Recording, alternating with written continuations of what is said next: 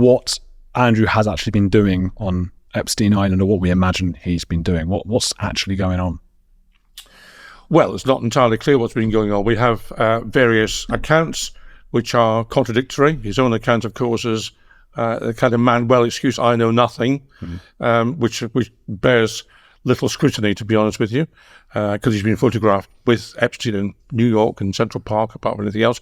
We know from the plane logs he's been to this island of his, this disreputable island, on many occasions. The latest information that came out suggested he'd received massages regularly at his house. So all those have been put in the public domain. Virginia Giuffre, of course, has made many allegations. Andrew denied them vehemently. He then paid her off, I think, was it £12 million?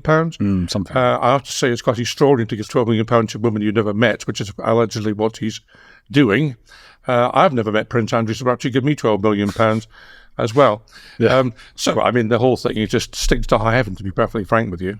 How much is £12 million for a man like Andrew?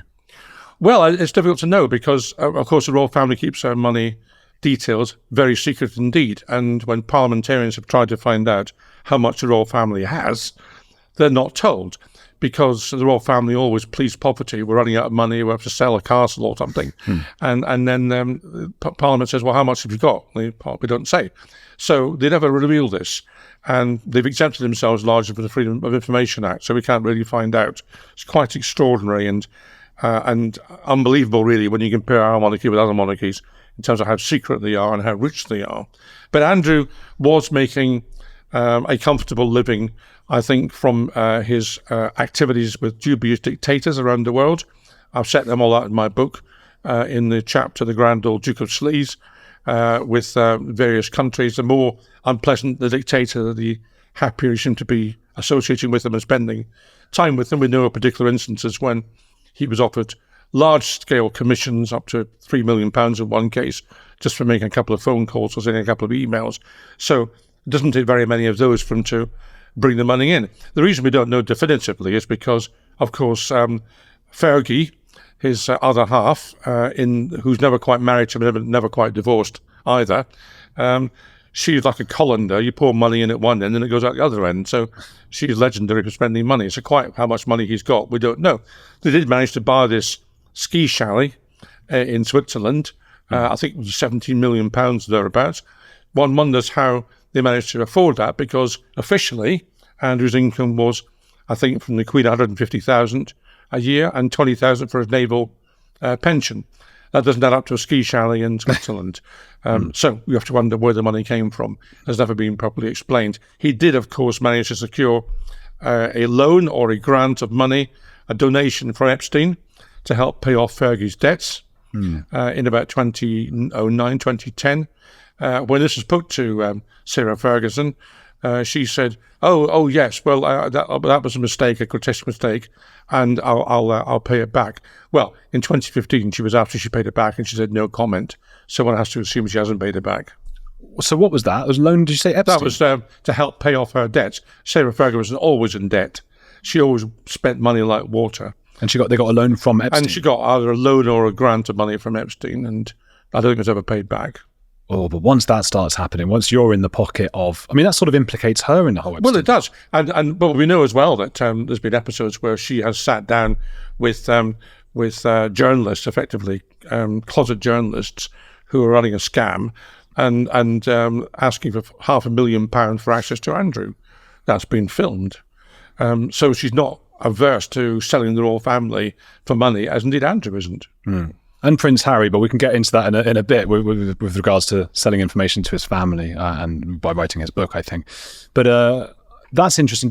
Are the kids then victims? He's got, what is it, 2 kids, is it?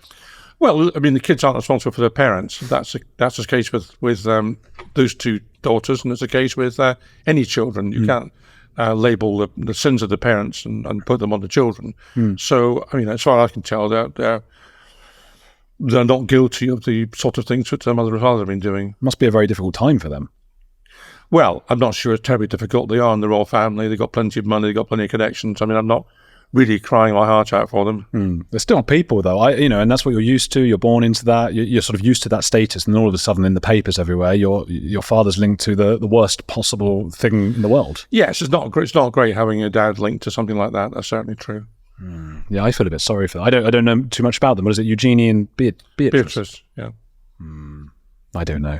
I feel a bit I don't know enough about them. I think they've had doors opened for them as a consequence of their royal connection, so it works both ways. It does, yeah. But even to think back on that, you'd be aghast, thinking, a lot of the stuff that's happened in my life is owed to Epstein. Well, I don't think that's pushing it a bit far. I mean, they would have got all doors open to them whether or not their dad was associated with Epstein or not. I mean, that would happen automatically to members of the royal family. What are the ramifications for Andrew? Because you mentioned firstly, okay, now this has been brought up again and Charles can't quite bring him back into the fold. But can royals be investigated the same way the rest of us can? In theory, apart from the king can't be, because in theory, every action taken by the police or by the courts is done in the name of the king. Hence, when it was a queen, it was Regina versus so-and-so. You can't prosecute yourself. When the queen was stopped for not wearing a seatbelt in her car, as to when she was driving, she couldn't be prosecuted for it. In theory, she could have murdered someone and not be prosecuted for it. Any member of the royal family who is not the monarch is a normal citizen and can be prosecuted for anything which they have done. It's up to the police to investigate it. Of course, the police have been extremely reluctant to investigate anything to do with Andrew. They've been asked a number of times by me and by Graham Smith at the Republic Group and by others, and they've not chosen to do so. As far as I'm concerned, the case is closed. It's embarrassing for them to look into this.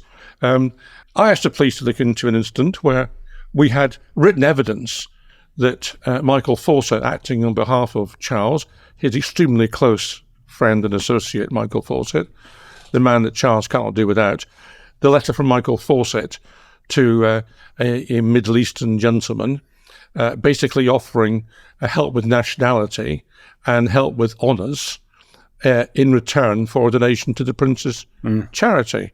That is a contradiction, in my view, an offence under the 1925 Honours Act to sell honours. I reported that to the police. You couldn't get a more black and white case. I had to keep pushing them. I don't know if you know the phrase in railway terms, dead man's handle. The dead man's handle on the train is where the train driver has to keep his hand on the handle. And if he has a heart attack, he falls backwards and the train stops because the handle comes back. Okay. And dead man's handle, it was like that with the police. You had to keep pushing this handle for them to do anything. And eventually they turned around and said they weren't going to do anything with it. So, you can't get a more open and shut case, in my view, than that. So they don't want to investigate people like the Rolls because they are famous and it's embarrassing for the police. They don't want bad headlines. So much easier to pick on someone in Peckham, isn't it, than pick on someone in the royal family. We do have a two-tier system in that sense.